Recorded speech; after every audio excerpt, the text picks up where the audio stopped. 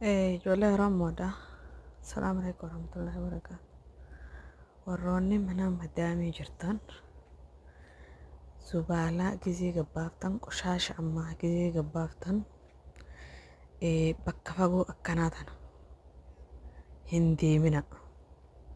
Yoo namni isi wajjin jiraate malee ijoolleen Arabaa isi wajjin jiraatte malee hin deemina. Amma zubaalaan tun laallaba hangam takka fagooti. Bakka ifaan adiin sun irraa ifu. Zubaalaan tun amma artiin geessuuf deemu jira.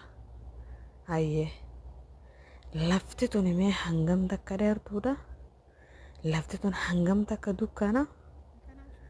Hangam takka gargar fagoodha. Mee kan waliin laallu taatee jechuudha. Bakka kana jidduutti si asit deemu rakkoon kana keessa si qunnamtu. Rakkoon bakka kana si dhuftu.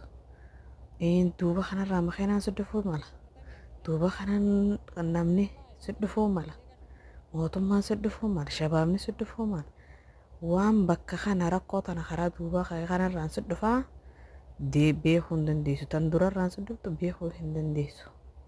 Kanaafuu biyyaa baane gaa'ee rabbiin guyyaan nagayaa hedduudha. Guyyaan balaa tokko jaane bakka fagoo akkanaa tana akka hin daleenne ijoolleen teenya. Akka bakka fagoo akkanaa qoshaasha ganna zubaalaa darbine jedhanii bakka baladiyyaa bakka fagoo akkanaa kana akka hin deemne. Zubaalaa isaanii laal fageenya. Kunoo amma akkanatti hin dhufe bakka kana dhufe. Hayyee amma ani haalaan hin sodaadhe. Na dhageeme. Nin sodaadhe zaantu isaa malee. Hayyee guyyaa gabbaasa yoo ta'es guyyaadhaas mootummaa lafaan si harkuu mala. Halkaniin gabbaasa yoo ta'es si'an fudhatanii si'an kutuu mala. Waa hedduu si qunnama. Guyyaan nagayaa hedduudha. Rabbi sinaa tiisu. Rabbi hamtuu isinirraa haa qabu. Amma gaa waan ramadaana taaneef shayxaaninis hidhaadha. Wanni hundinuu hidhaadha. Rabbiin hamtuu isinirraa illee qabee nurraa illee haa qabu.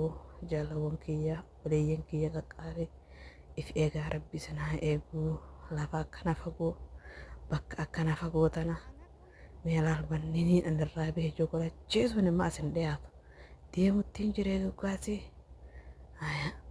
rabbi sinaa eegu. Rabbi isinaa eegu. Rabbiin isinaa eeguu hin dandeenya. Walumaanuu nu haa eeguu.